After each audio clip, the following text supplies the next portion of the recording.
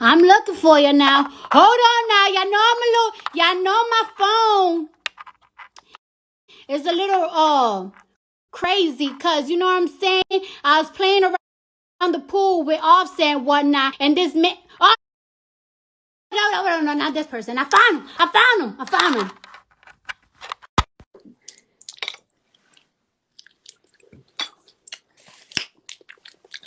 Hold on. I'm waiting. Uncle Bernie! People, we got Uncle Bernie in my life. Uncle Bernie, how you doing? I'm good, Cardi. I want you to take a look at my nails. How they looking?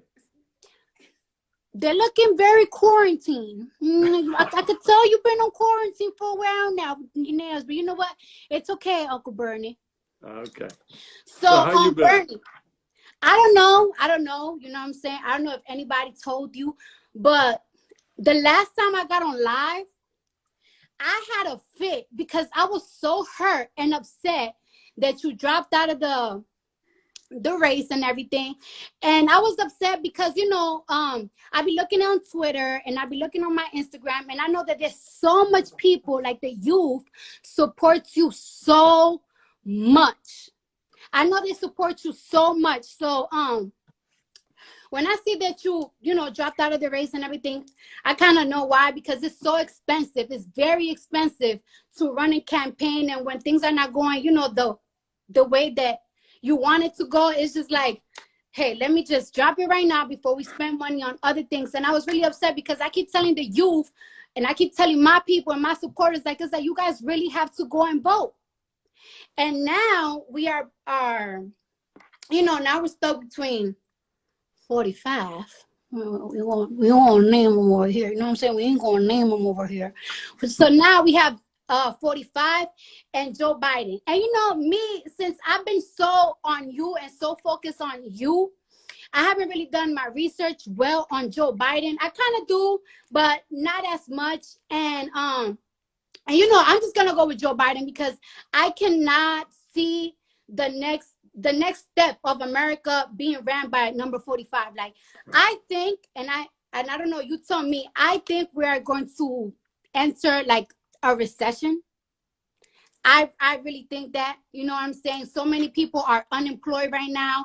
And I feel like those people that are unemployed, not everybody's gonna get their job back when America opens back up. First of all, Bernie, let me tell you, when do you think America is going to open back up? When do you think that that's going to happen? Because there has been talks about America opening back up, number 45, and some governors there keep going back and forth. But the thing is that people are still dying and catching coronavirus. And as much as I want to go outside, because I want to be outside for the summertime, you know, I want to be outside, you know what I'm saying? But I just don't feel like it's safe to go outside. So when do you think? Do you got some friends in there that kind of know a little shine? Do you want to share to the world? Nobody knows exactly, and will probably be at different times in different places in the country, and it will not be all at once. Nobody is going to turn on a switch and America returns to where it was.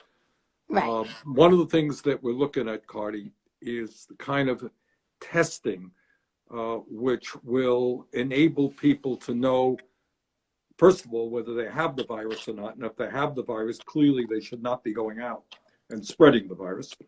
Second of all, if they have antibodies, which will make them immune, perhaps, to somebody else giving them the virus. So we got a lot of work to do on that.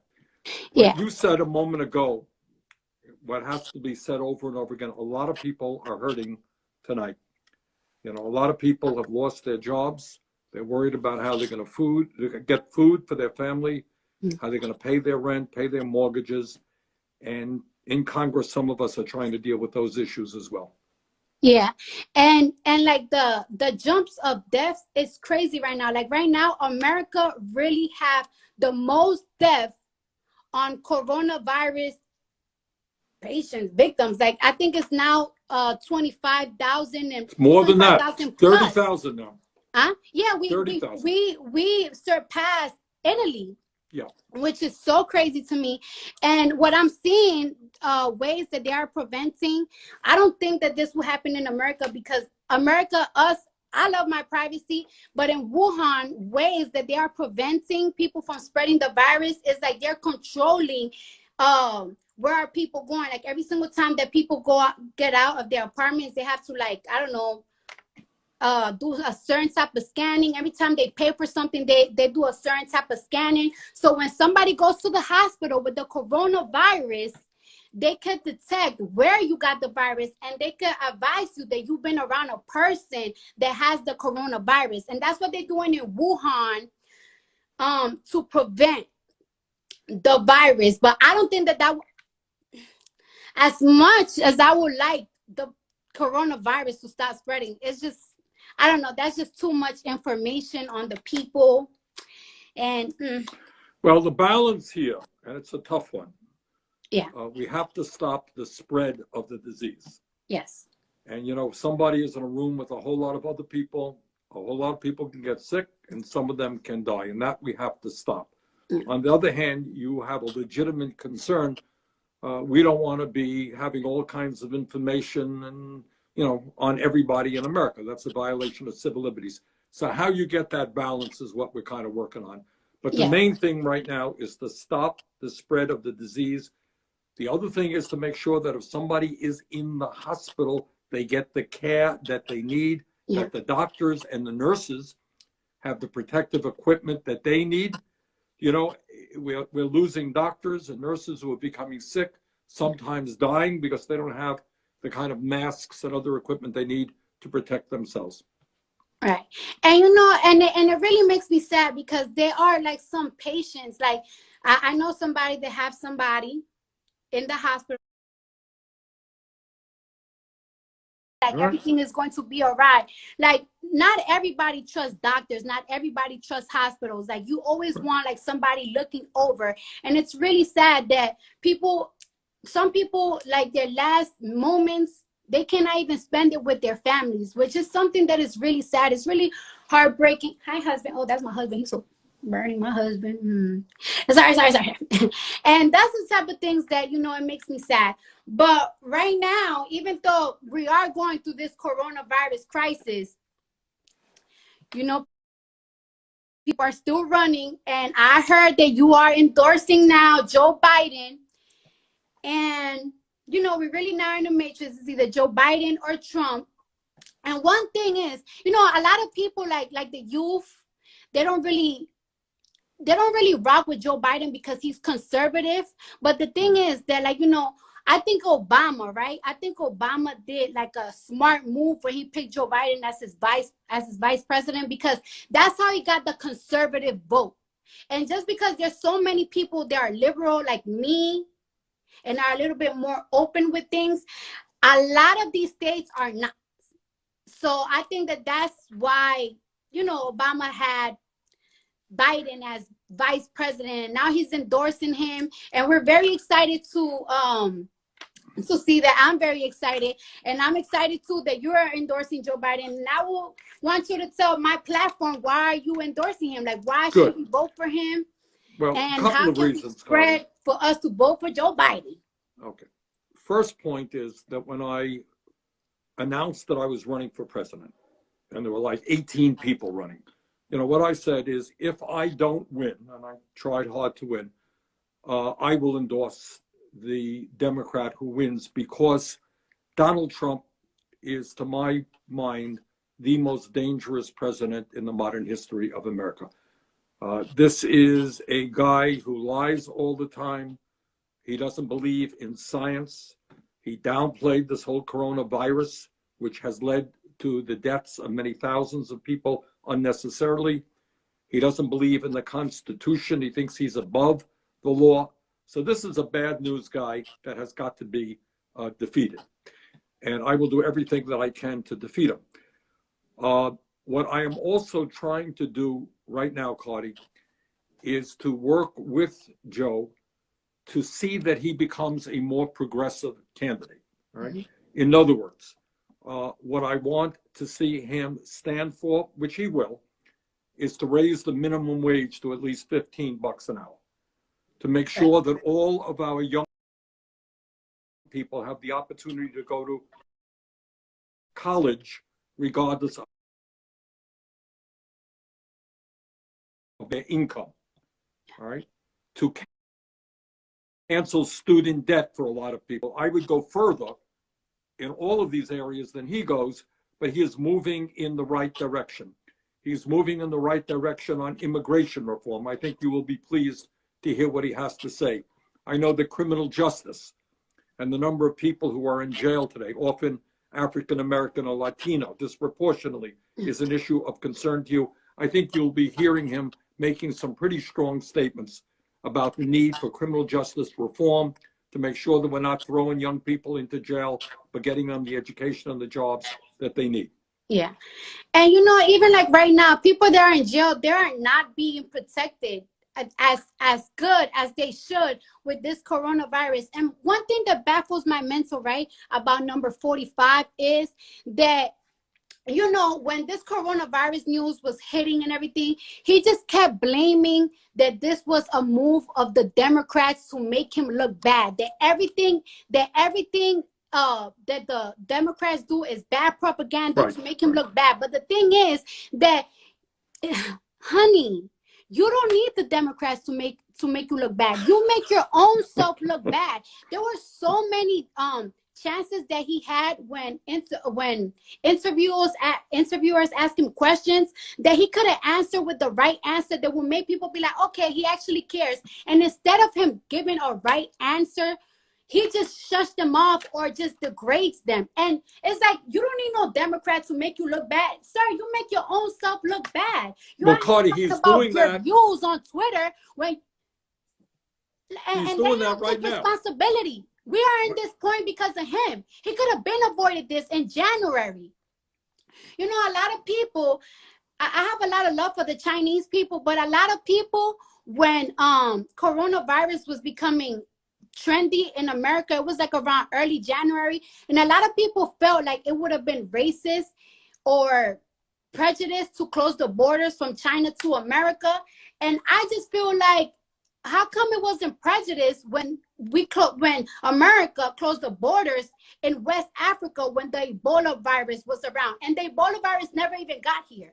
So that's my thing. I feel like they put capitalism, money, trading goods before our health. And that's my problem. That's my issue. And instead of apologizing and giving us better, I don't know, better things than a $1,600 stimulus check at one time, I feel like we deserve better because they messed up. Apologize for messing up and do better for us, for the people. Not just— well, that's one of the things about this guy is he doesn't apologize and he lies all of the time and he blames other people. Yes. So right now, because he downplayed the disease, he did not listen to the scientists. He did not use the Defense Production Act to tell private companies that instead of producing underwear right now or socks, they got to produce masks and we got to start producing ventilators and all that stuff. He didn't do any of that. So he blames other people. Right now, he's blaming the World Health Organization, which is an enormously important international organization that is trying to bring scientists and doctors together to work on a vaccine, to figure out the best way forward to treat this disease. He's now threatening to cut funding for them. Just the other day, you may have read that he threatened Dr. Fauci, who has been telling the American people the truth. Trump does not like the truth. So he wants to fire this guy as well. So, you know, what we're trying to do now in Congress is go around Trump, make sure that our doctors and nurses have the equipment, use the kind of testing kits that we need so anybody in America can get the kind of tests they need when they need it. We're trying to make sure that every hospital in America has the ventilators and the other equipment that they need. And we have to move very aggressively in all of those areas. Right. Woo!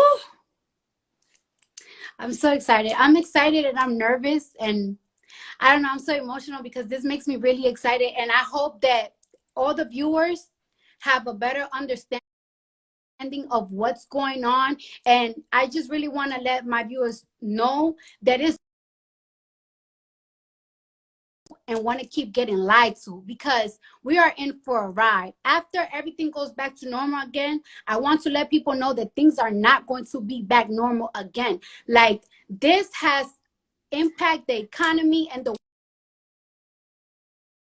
back to normal again. There's countries that are affected by the coronavirus. They are not, as wealthy as this country. Like the Dominican Republic, where my father's from, we got family members all constantly calling.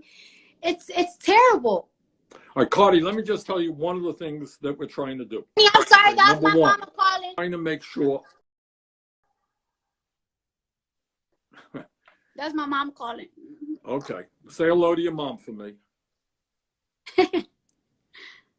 All right, we're trying to make sure that everybody has all of the health care that they need right now.